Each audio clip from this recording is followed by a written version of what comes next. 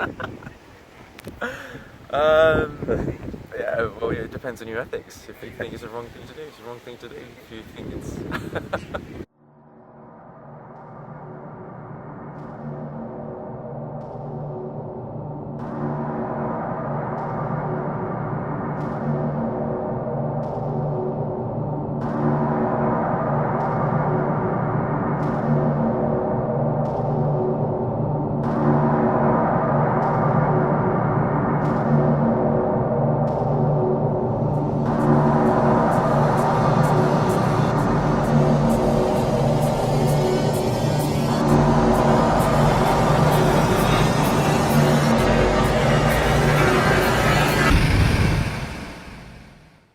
Hey, my name's Sachin.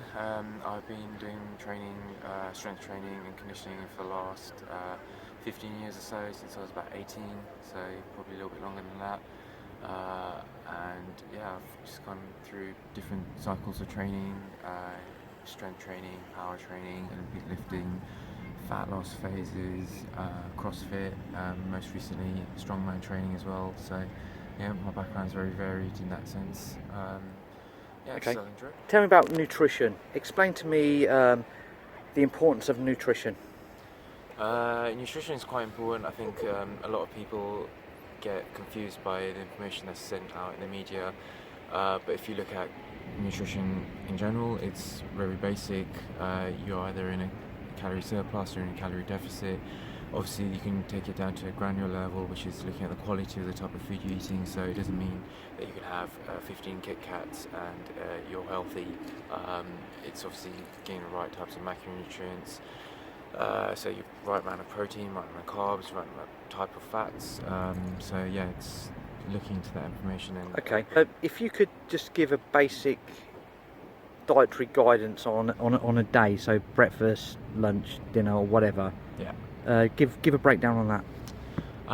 So in terms of the meals, I guess each meal should contain protein, carbs, and fats. I think it's very important, especially as someone who is a meat eater, to help with recovery, help with training, so you can continue to progress with each session. So yeah, and obviously get some greens in each of those meals. So I'd say balanced meals rather than one of more of protein or more of another macro. What's your typical diet in one day? Currently, I'm taking in probably about 3,200 calories. Probably eating about 400 grams of carbs, about 220 grams of protein, 250 grams of protein, about 80 grams of fat. That's on a training day, and on a non-training day it's probably about 2,800. So it's probably about 230 grams of protein, 250 grams of carbs, and about 105 to 10 grams of fat. What is considered quality protein? Whole foods. I would say whole foods are number one, as opposed to supplements. A lot of people seem to rely on supplements as the main source of nutrition, but I would say number one is whole food, animal protein. But yeah, I'm sure other people dietary requirements around being vegetarian, vegan, whatnot. There's more food varieties out there for that caters for those kind of people. What about carbs? For me personally, I can't tolerate carbs which have a lot of fibre in them. So I've gone through a phase of trying brown rice, sweet potato, and for me that just makes me really bloated. So I personally just have white rice, potatoes, but I don't have them on their own. So I'm having them with protein. I'm having them with fat. So the glycemic load on those types of carbs is lowered when I have them with protein. When I have them with fats. So for me, I can digest them better than I can digest brown rice, for example. Just talk about how many hours a day you train. At the moment, I'm probably training about an hour to an hour and a half. That includes warming up and any kind of auxiliary exercises I do after my main exercises. And if I'm doing a CrossFit class, it's probably an hour. So and if I'm doing cardio, it's probably about half an hour a day max. And how many days a week do you train? At the moment, I'm doing something every day. So my current split is 2 days on, 1 day off. On those 2 days, I'm doing lower body split, and on the off days I'm doing a 30-minute cardio session. How do you deal with muscle fatigue? So I'm monitoring my recovery based on how my training log is improving on a session by session basis. I also most recently looked into HRV training. HRV, I guess, is a training strategy. So what it does, it looks at the difference of the pulse between your heart rates. So it shouldn't be even, it should be very varied based on the requirement of your heart sending blood to the various parts of your body.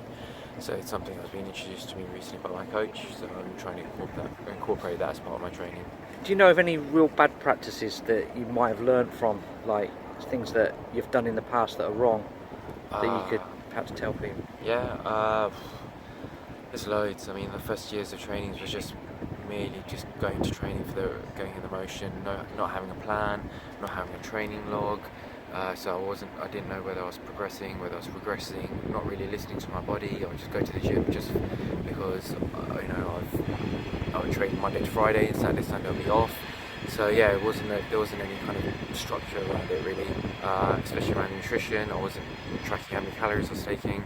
So I think all of those kind of things really help with helping you progress towards your goal and having a specific goal, for sure.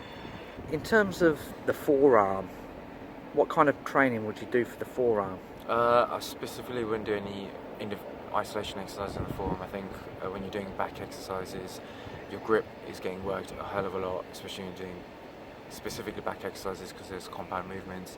You work your forearms indirectly when you're doing bicep exercises, anything that involves grip.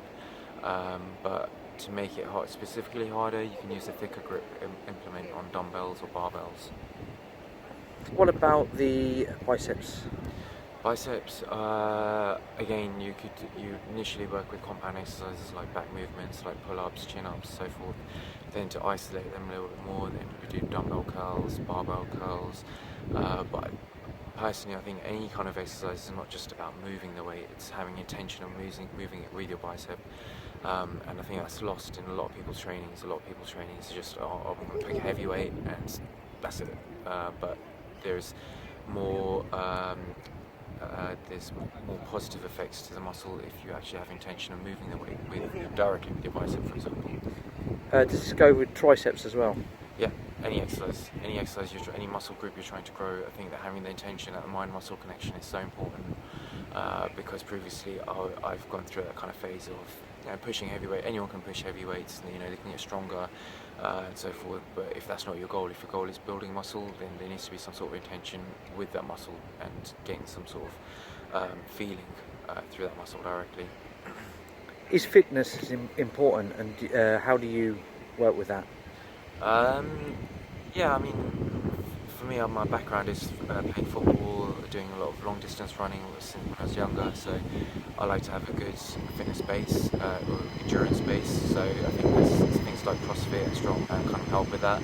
Strongman helps with the strength endurance because you're lifting not barbells, but lifting weights which are slightly uneven, slightly difficult to pick, but you're doing it over a prolonged amount of time. So things like that incorporated as part of my training help my conditioning and help my fitness base, I guess. What's the best way to avoid injuries?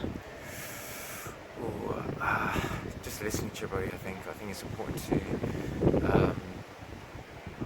when you've got an injury, to kind of take a step back. I know it's difficult to do and easy to say, but you can work around injuries by not doing isolation exercises, maybe definitely doing things to help recover those injuries, icing them. I personally don't use any anti-inflammatory medication like Nurofen or anything like that, but icing or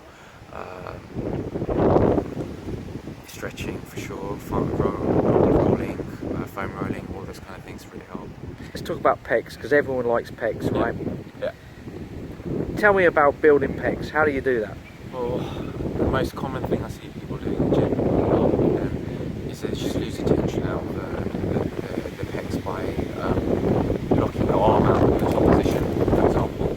I think it's just important to keep that tension on the chest, so starting with a really lightweight And imagine you have a tiny force on top of the dumbbells or barbell, and you're pushing against that force, so you really feel the tension in your chest moving the weight, as opposed to again just moving the weight for the sake of moving the weight.